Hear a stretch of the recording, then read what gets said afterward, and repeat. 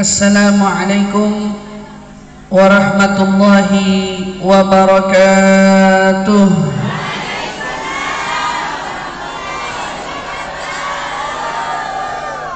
Alhamdulillahi rabbil alamin wa bihi nasta'inu ala umuri dunya waddin, wassalatu wassalam ala ashrafil anbiya'i wal mursalin sayyidina wa habibina wa syafi'ina wa qurrati a'yunina Muhammadin sallallahu alaihi wa ala alihi wa sahbihi wa sallam. Subhanaka la ilma lana illa ma 'allamtana innaka antal alimul hakim. Allahumma salli wa sallim ala sayyidina Muhammad al-fatih lima ughliq wal khatim lima sabaq nasiril haqqi bil haqq wal hadi ila siratikal mustaqim wa ala alihi wa sahbihi haqqa qadrihi wa miqdarihil azim.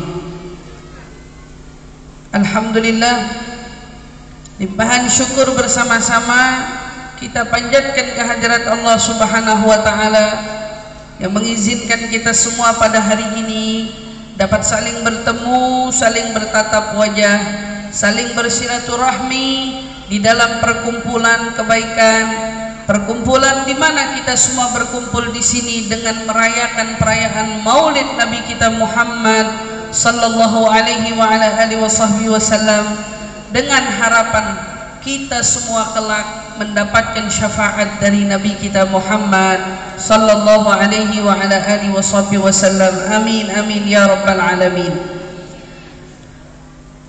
Seberapapun jarak yang perlu ditempuh, bila itu ada kebahagiaan Nabi, maka sepatutnya sebagai seorang umat kita berlomba-lomba untuk menempuh jarak tersebut agar dapat menggembirakan hatinya Nabi. Seberapa sulit rintangan di dalam kita menjalani kehidupan, ada aja datangnya ujian. Mohon maaf sebelum saya lanjut, saya minta dengan hormat kepada para panitia, bila tausiah sedang disampaikan atau maulid sedang dibacakan, jangan ada yang membagi-bagi makanan, ya.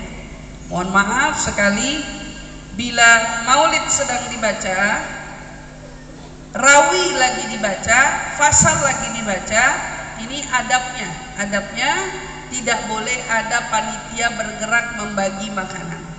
Lalu kapan panitia itu membagi-bagi makanan? Panitia itu keluar membagi makanan saat qasidah dibacakan.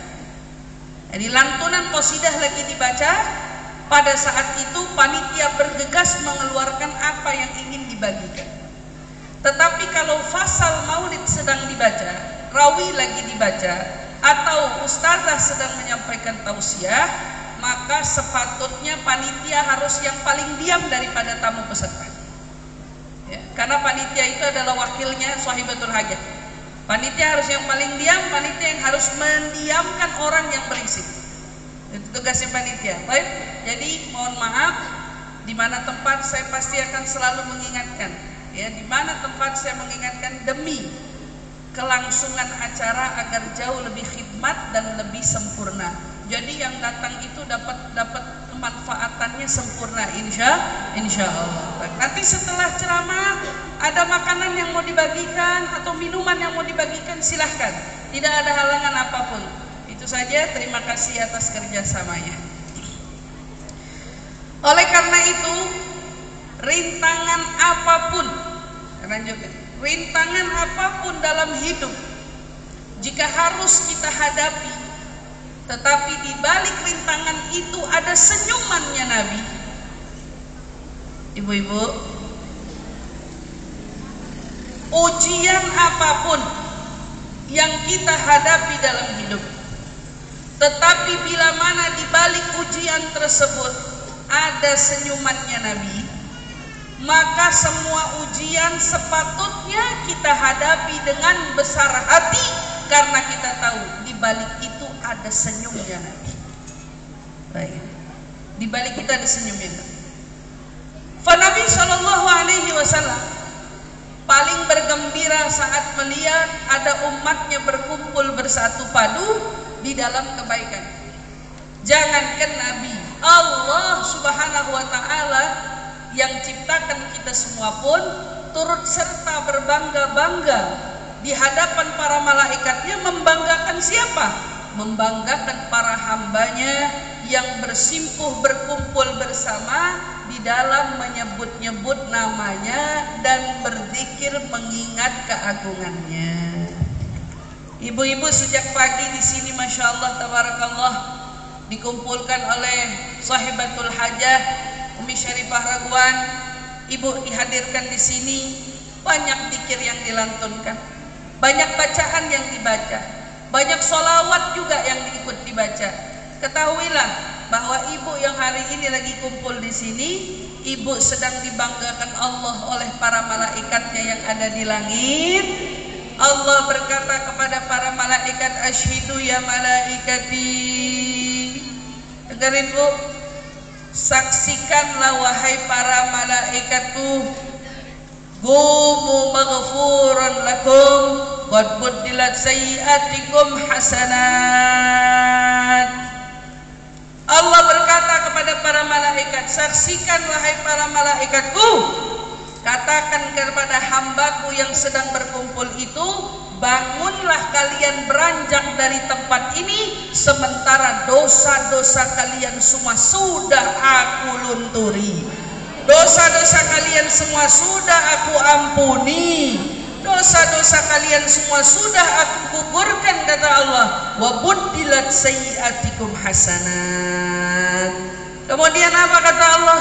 Dan aku telah menggantikan keburukan-keburukan kalian semua dengan kebaikan-kebaikan dariku, kata Allah Subhanahu wa Ta'ala. Masya Allah, kita yang pulang dari majelis maulid, kita yang kurang dari majelis ilmu, tiap kali kita beranjak pulang, bangunnya kita adalah bangunnya sekaligus lunturnya dosa-dosa kita. Saat lunturnya dosa-dosa kita, Allah pun ganti. Bu, setiap orang tuh punya sifat-sifat jelek, ya. Tiap diri ada sifat baik, ada sifat jelek. Disitulah kenapa ada hawa nafsu. Hawa nafsu senangnya ngeluarin sifat buruk, tapi kalau kebaikan senangnya ngeluarin yang baik-baik. Kadang-kadang ibu sadar nggak? Mic-nya kenapa berubah ya?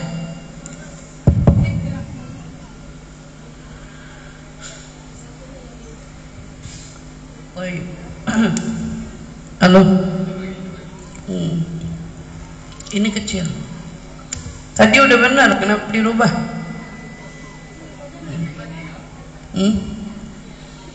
Baik. Disampaikan ibu-ibu, tiap orang kita ada sifat baik, ada sifat buruk.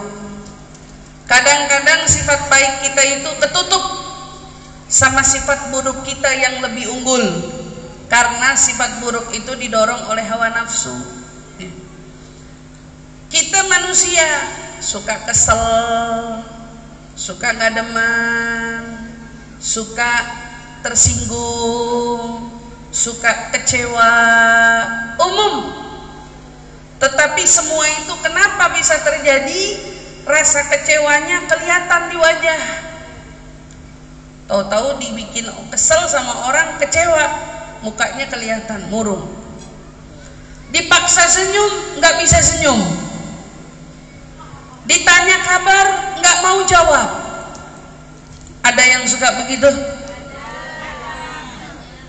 Biar arti dia lagi tersinggung. Dia sebenarnya orang yang tersinggung itu di dalam dirinya orang baik, tapi kebaikannya ketutup dengan emosi dan amarahnya yang lagi naik. Kenapa itu bisa terjadi? Karena hawa nafsunya yang mengajak dia berbuat buruk.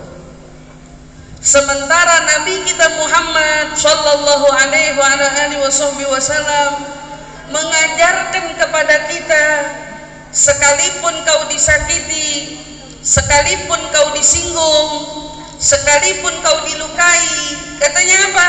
Tetap jangan pernah merubah dirimu, tetaplah menjadi orang baik. Itu yang diajarkan oleh Nabi.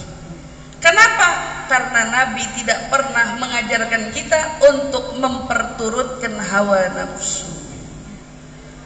Alhamdulillah kita punya Nabi Muhammad yang dikatakan oleh Allah di dalam firman-Nya, wa innaka la'ala khuluqin 'azim. Sesungguhnya engkau wahai Muhammad sungguh adalah sosok manusia yang punya akhlak yang luhur, akhlak yang bagus, akhlak yang baik.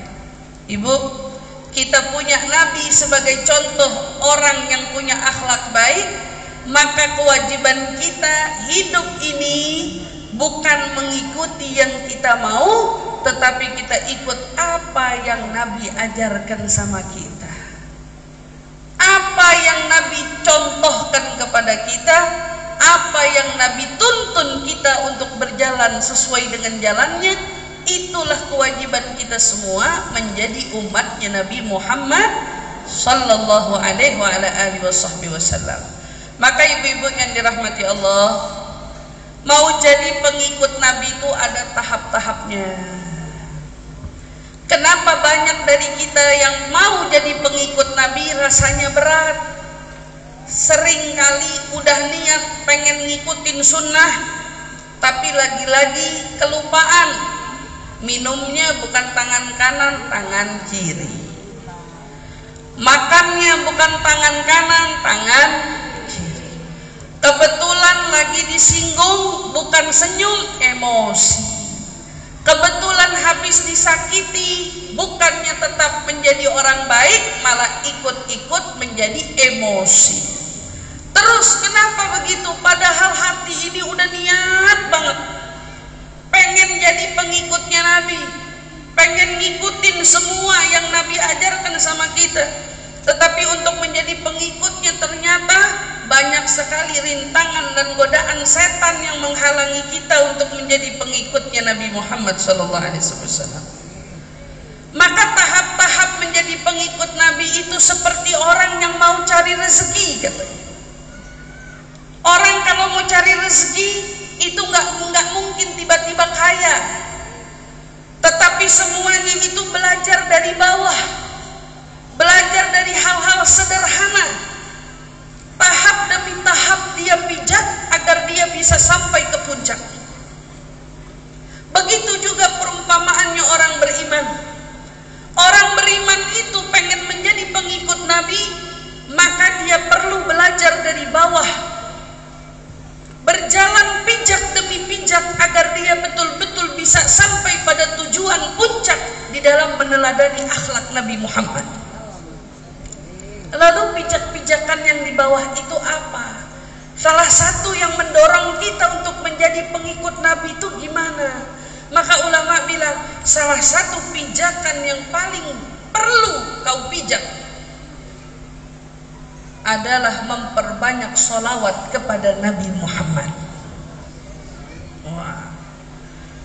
Sholawat itu bukan cuman kalau hadir maulid, tetapi sholawat itu adalah bacaan yang paling harus kita lazimi sebagai orang-orang pemula yang mau mengikuti Nabi. Mau kita masih buruk akhlaknya, masih buruk sifatnya, masih kurang baik etikanya, semua itu tetap yang namanya sholawat harus menjadi sesuatu yang kita wajibkan di dalam keseharian kita. Ibu-ibu yang dirahmati Allah, coba kita renungkan firman-Nya Allah. Innallaha wa malaikatahu yusholluna 'alan nabi ya ayyuhalladzina amanu shallu 'alaihi wa sallimu taslima. Ayat ini Allah mengawali dengan menekankan sesungguhnya Allah. Innallaha. Allah bisa aja tidak pakai penekanan, artinya Allah cukup bilang aja Allah wa malaikatahu. Tetapi di ayat ini pertama Allah berikan kata inna. Inna ini kata sesungguhnya arti lainnya penekanan. Allah mau menekankan kepada kita dan memberitahu kita sesuatu penting, hal penting yang Allah mau kita dengar. Ibu punya telinga, coba dengar apa yang Allah mau sampaikan. Innallaha wa malaikatahu yusalluna 'alan nabi. Sesungguhnya Allah beserta para malaikat semuanya itu, keduanya itu bersolawat kepada Nabi Muhammad. Ada yang bertanya, kenapa Allah menyampaikan kepada kita bahwa Allah bersolawat kepada Nabi, sementara Nabi itu adalah makhluknya? Maka dijawab, karena Allah ingin memberitakan kepada kita tentang tingginya kedudukan Nabi di sisinya. Karena orang yang namanya cinta pasti akan selalu diingat-ingat oleh yang dia cinta. Ibu cinta anak, anak ada di depan mata sama anak gak di depan mata, sama-sama diingat terus. Anak di depan mata nggak henti-hentinya ditanya, udah makan belum, udah sholat belum. Anaknya di depan mata, tapi yang namanya perhatian kecil tetap nggak luput. Setiap anak mau keluar, padahal tinggalnya bareng, pasti orang tua bilang, hati-hati di jalan. Setidaknya ada pesan, pulang jangan kemalaman. Anaknya pergi di luar, orang tuanya masih aja mikirin, tuh anak di mana jam segini belum pulang. Tetap mikirin, nggak pernah ada habisnya. Kenapa kita terus mikirin? Karena orang ini punya kedudukan di hati kita. Allah mau beritahukan kepada kita bahwa Nabi itu punya kedudukan di sisinya. Innallaha wa malaikatahu yusalluna 'alan nabi. Kalau bahasa Arabnya, Bu, seolah-olah artinya Allah dengan para malaikatnya itu senantiasa. Senantiasa artinya nggak putus, sholawat terus sama Nabi. Allah mau ngasih tahu kita bahwa Allah tuh nggak pernah luput dalam mengingat Nabi. Sholawat terus sama Nabi. Lalu uniknya di sini Allah Subhanahu wa taala memanggil kita semua. Inilah indahnya panggilan Allah. Allah itu kalau manggil tuh bukan cuman pakai ya, tapi Allah panggilnya dengan kata-kata yang lebih penekanan untuk kita lebih seksama di dalam menjalankan perintahnya. Bunyinya, ya ayyuhalladzina amanu. Padahal Allah bisa aja bilang ya mu'minin atau ya mu'minat, ya muslimin, ya muslimat, bisa aja. Tapi Allah panggil ya ayyuha. Kamu semua orang yang di hatinya punya iman, sallu alaih. Kata Allah, bersolawatlah kamu kepadanya, kepada Nabi yang Allah sampaikan tadi tentang kedudukannya yang tinggi di sisinya. Nabi yang dikasihi olehnya, Nabi yang dicintai olehnya, Nabi yang disayangi olehnya. Sallu alaih. Kalau kamu orang beriman, kamu orang yang mendengarkan panggilannya dengan seksama, maka kau akan paham panggilan ini bukan sembarang panggilan, tapi Allah memanggil kita untuk turut serta di dalam perbuatannya untuk senantiasa bersalawat kepada Nabi Muhammad sallallahu alaihi wasallam.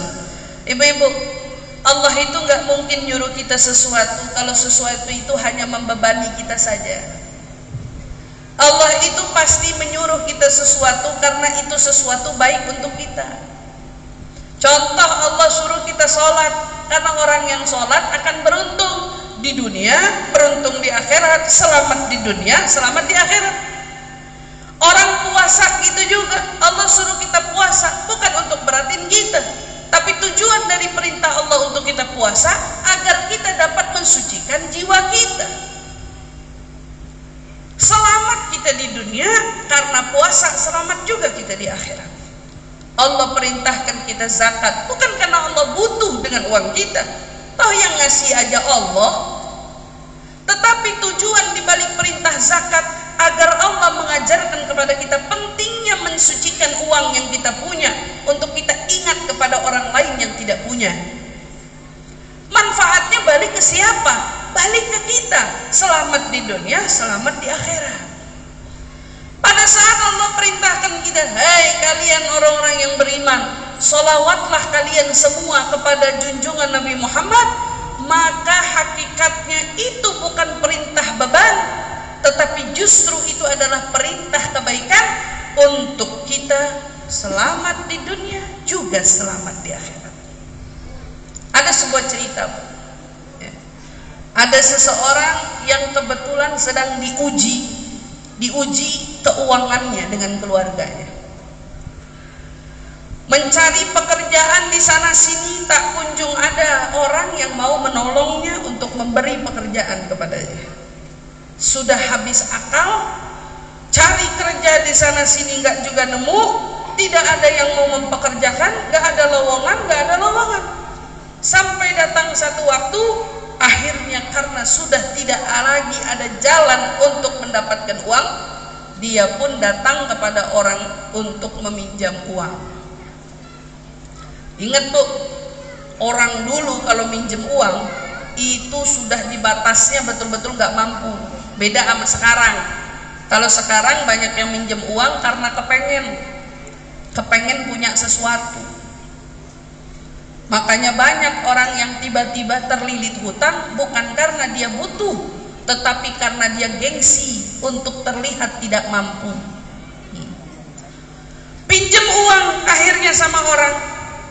Pada saat dia pinjam uang, orang ini minjam uang sejumlah 500. Kalau kita bilang anggaplah 500.000 lah uang sekarang ya.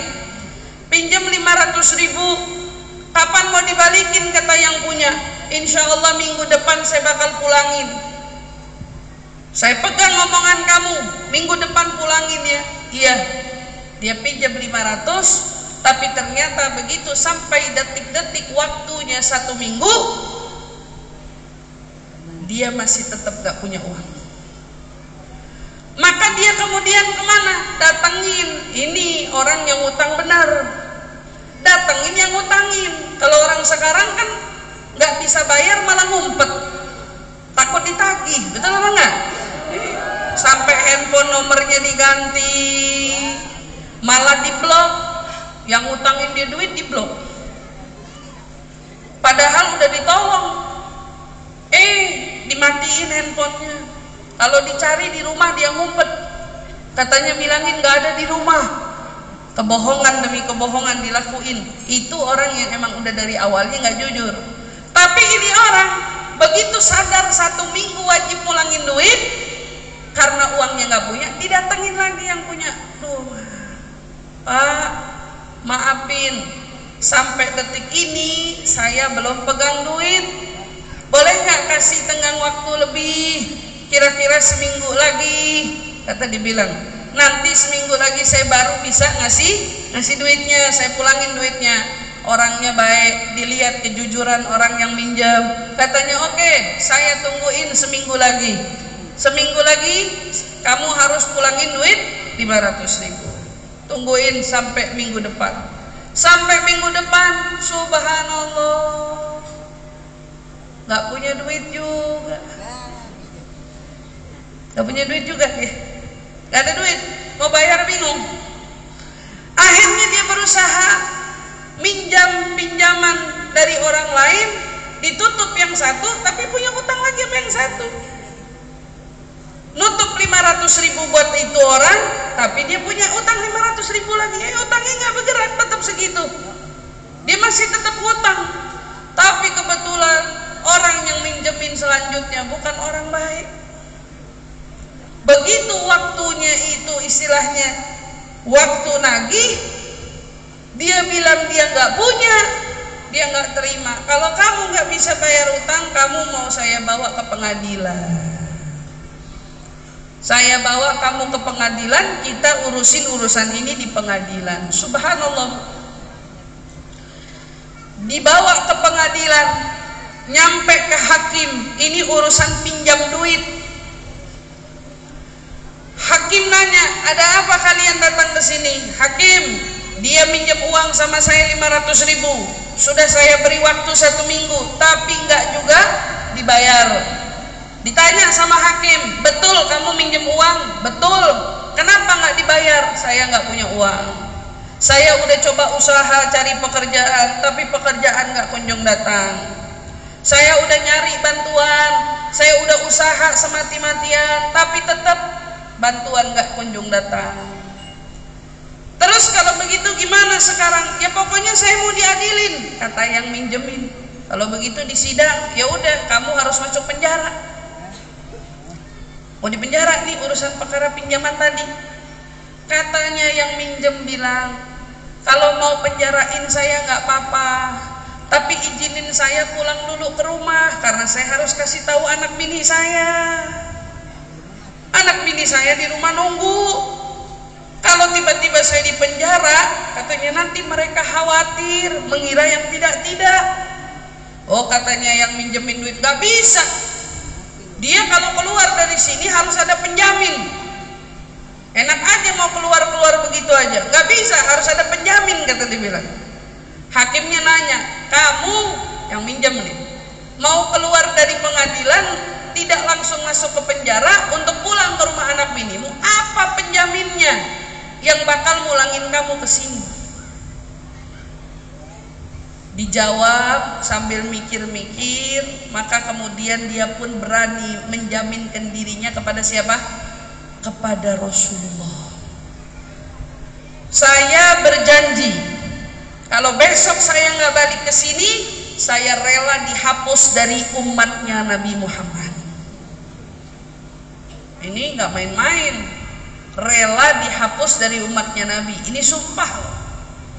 Kalau besok saya nggak balik ke sini, saya bakal rela dihapus dari umatnya Nabi Muhammad. Nggak apa-apa.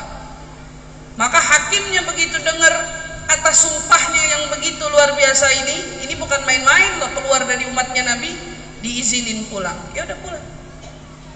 Tapi ingat, nanti balik. Tadi bilang gitu, besok saya tunggu kamu di sini. Iya, pergi bu, semuanya pulang.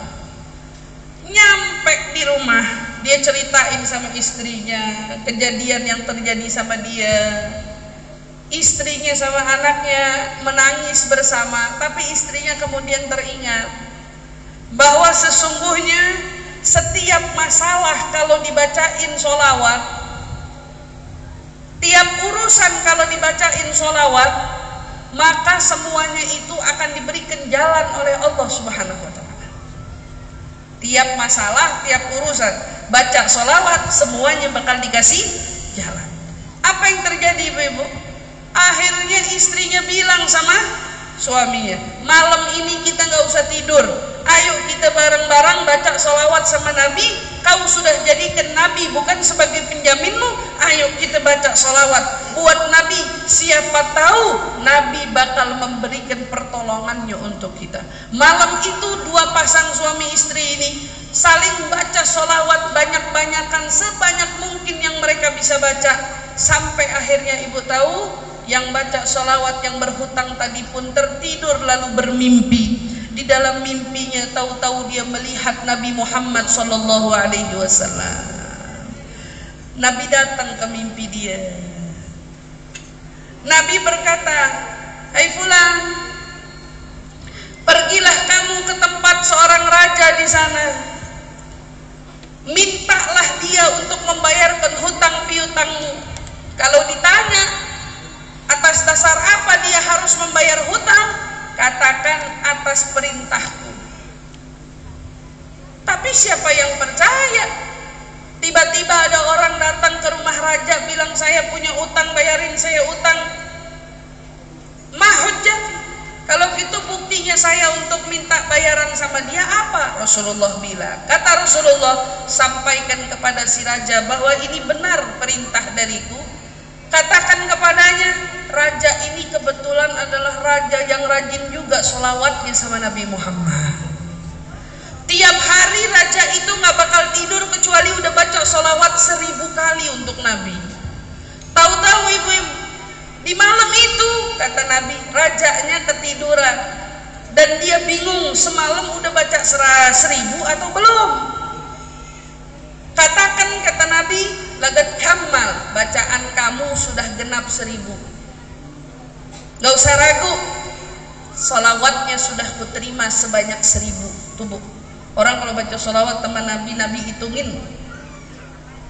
Yang baca 100 dihitung, yang baca 1000 dihitung, yang baca banyak sedikit jumlah bilangan Nabi tahu. Bukannya Nabi nggak tahu. Maka bangun dari tidur, orang ini kemudian pergi ke raja yang dimaksud. Sampai di sana diceritakan kejadian apa yang terjadi, maka raja pun kemudian memberikan imbalan kepada orang yang tadi menyampaikan pesan Nabi kepadanya. 500.000 kalau uang kita, ini kan bukan uang kita, 500.000 dikasih. Kata raja bilang, ini 500.000 lagi gara-gara kamu datang ke sini bawain salamnya Nabi.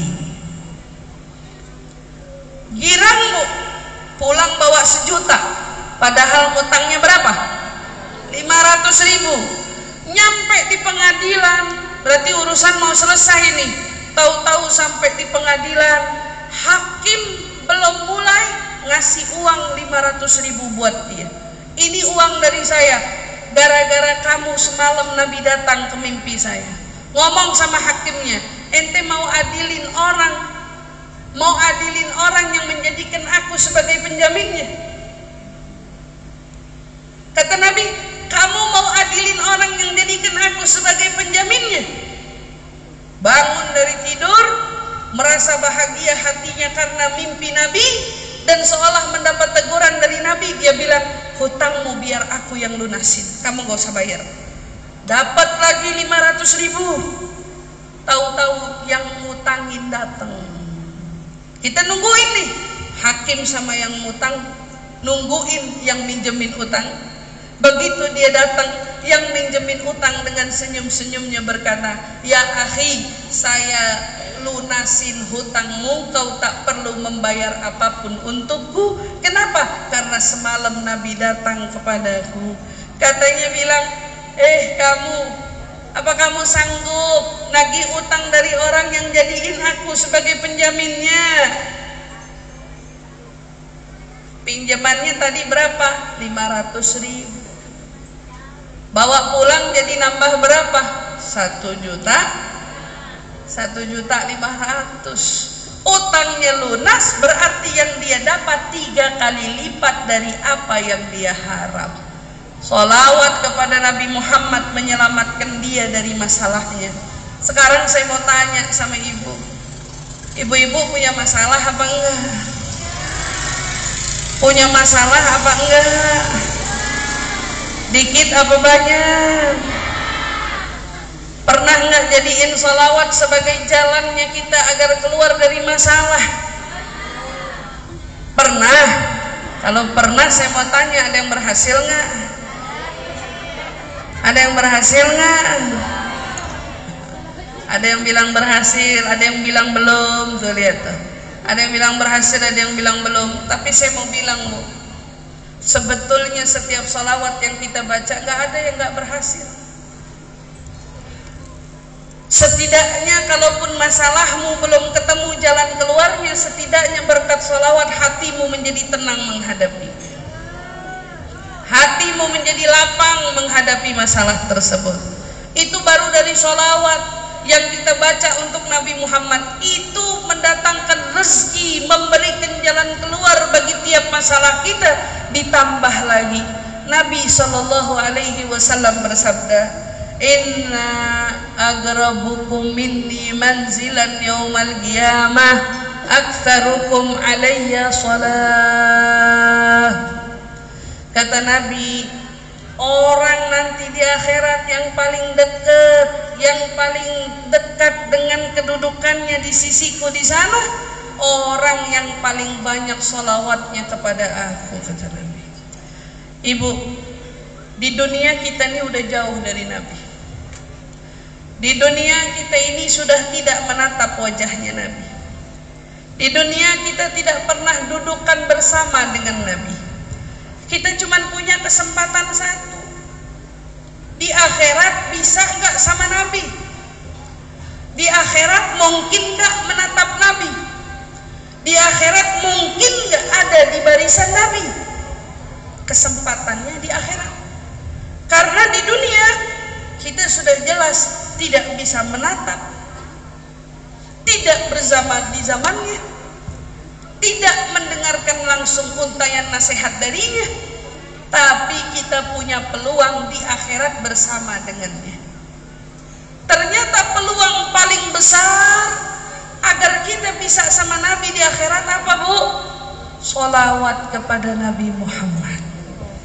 Kata Nabi, orang yang paling dekat sama saya nanti di akhirat bukan orang yang paling banyak sodakohnya, bukan yang paling banyak sholatnya, bukan yang paling banyak puasanya, bukan yang paling banyak amal ibadah lainnya, tapi justru mereka yang paling dekat sama Nabi di akhirat nanti kesempatannya orang yang paling banyak sholawatnya. Maka siapa dari kita yang mau kesempatan ini datang kepada kita, maka kesempatan ini ambil jatahnya dengan kita memperbanyak sholawat kepadanya. Bu, kesempatan umur nggak tinggal banyak. Mungkin sisa umur saya nggak ada yang tahu berapa. Sisa umur ibu juga nggak ada yang tahu berapa. Yang perlu kita lakukan adalah memanfaatkan kesempatan yang ada. Selagi mulut masih bisa bergerak, lisan masih bisa berucap, ayo sama-sama.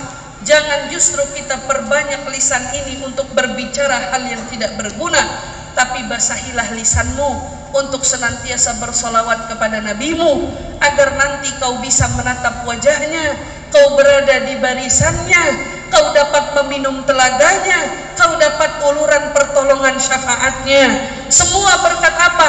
Berkat solawat yang kau baca untuk Nabi Muhammad sallallahu alaihi wasallam. Dan dengan solawat itulah ibu yang tadinya punya cinta sedikit akan semakin terpupuk, yang tadinya sering lalai sama sunnah akan semakin sadar akan sunnah. Tadi lupa minum pakai tangan kiri, tapi karena rajin-rajin salawat, Allah berikan ingatan minum selalu pakai tangan kanan. Karena rajin-rajin salawat, Allah ingatkan dia untuk terus berbuat kebaikan dan kemanfaatan sesuai dengan Nabi Muhammad. Semuanya sebabnya apa? Salawat yang dia baca. Dan yang paling-paling diharap, Bu, setiap dari kita bakal wafat. Dan saat kita diwafatkan, tidak ada yang paling akan merasa aman dirinya kecuali golongan orang-orang saat sakaratul maut didampingi dengan Nabi Muhammad. Bu, sakaratul maut itu sakit. Bahkan sekelas Nabi pun waktu dicabut nyawanya, pada saat pertama malaikat Israel izin sama Allah, izin langsung kepada Rasulullah untuk mencabut nyawa Nabi Muhammad.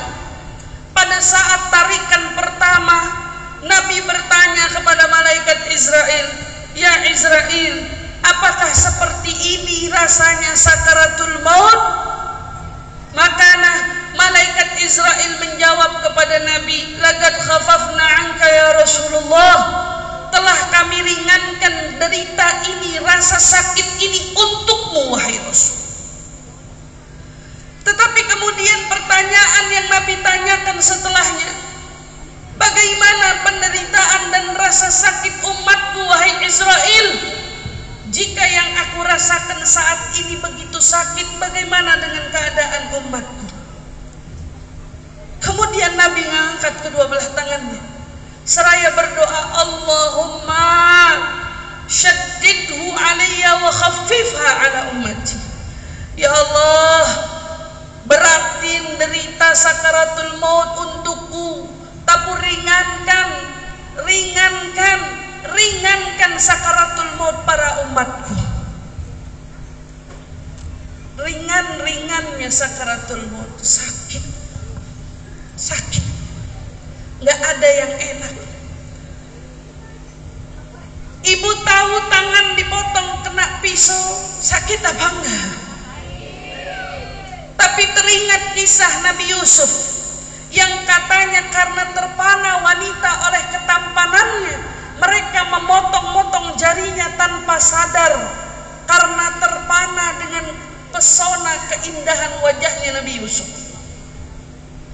Perempuan potong tangannya nggak sadar, padahal tangan kepotong pisau tuh sakit, keluar darah tuh sakit, betul apa enggak?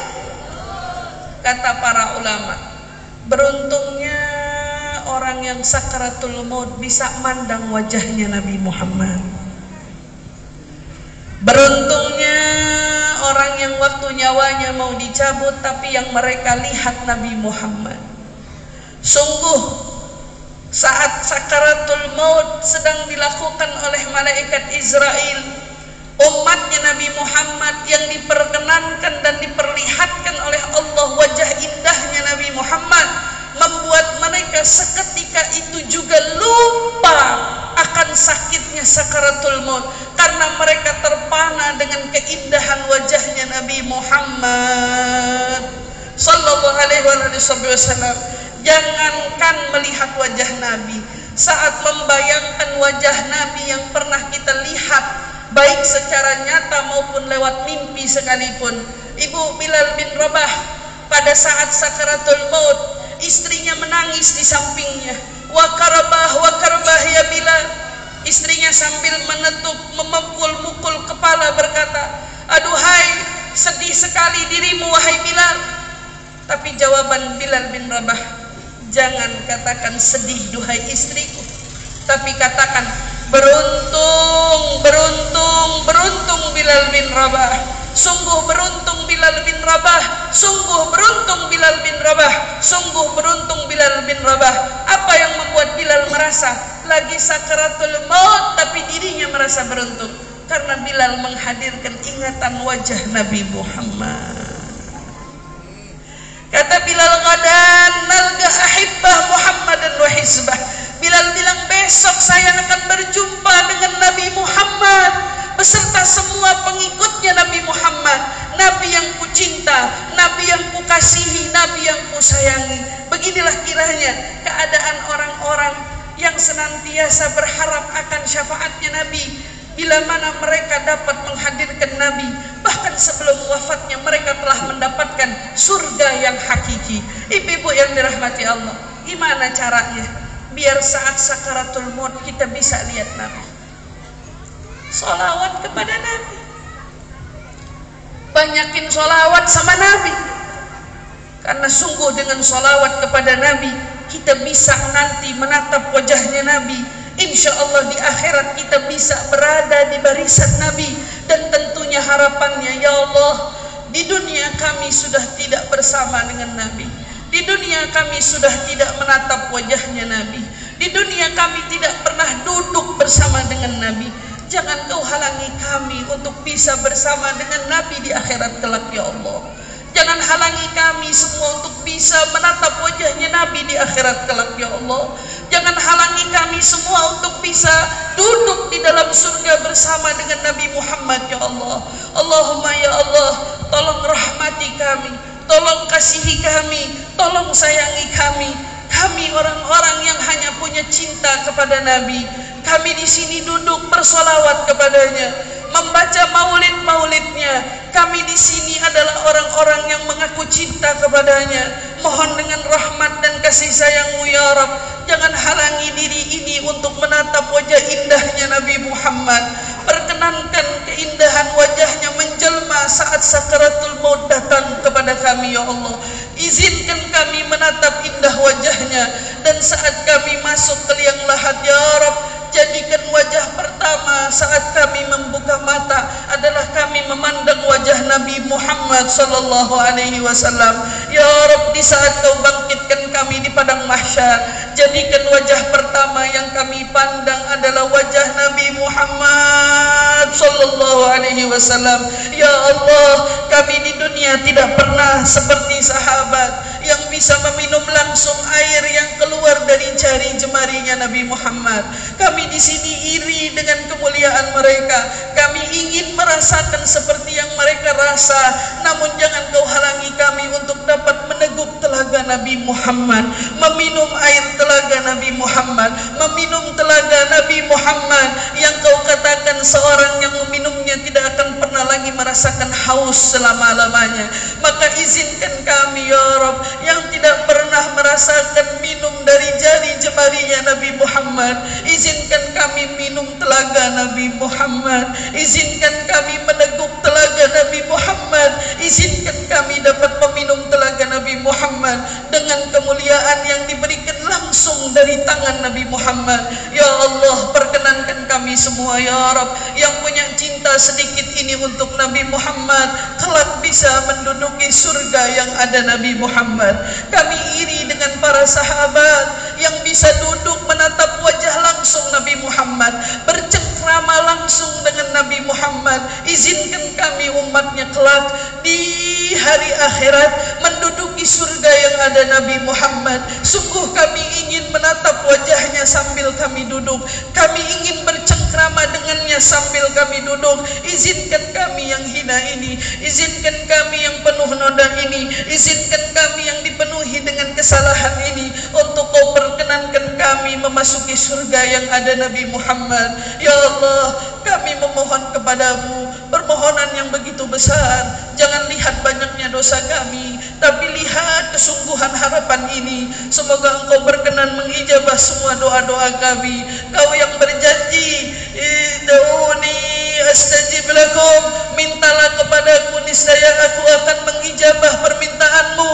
Kami tagih janjimu ya Rabb, kami mohon janji ini ya Rabb, kami memohon kepadamu, maka tolong sambut doa-doa kami dengan ijabahmu ya Rabb. Rabbana la tuzigh qulubana ba'da idh hadaitana wa hab lana min ladunka rahmatan innaka antal wahhab. Rabbana atina fid dunya hasanah wa fil akhirati hasanah wa qina adzabannar wa adkhilna ya Rabb jannah ma'al abrar ya aziz ya ghafar. Subhana rabbika rabbil izzati amma yasifun wa salamun alal mursalin walhamdulillahi rabbil alamin. Semoga kita semua kembali ke rumah kita semakin tambah cinta dengan Nabi kita Muhammad, semakin perbanyak lagi salawat untuk Nabi Muhammad, dan mudah-mudahan insyaallah Umi Ragwan beserta segenap keluarga besar, mudah-mudahan insyaallah Allah panjangkan umurnya, Allah sehatkan badannya, majlis ilmunya menjadi majlis ilmu yang menggembirakan hati Nabi Muhammad, yang dibanggakan oleh Allah di hadapan Nabi Muhammad. Amin amin ya rabbal alamin. Dan semua ibu-ibu yang hadir, mudah-mudahan semua apa yang dihajatkan diijabah oleh Allah Subhanahu wa taala. Amin amin ya rabbal alamin.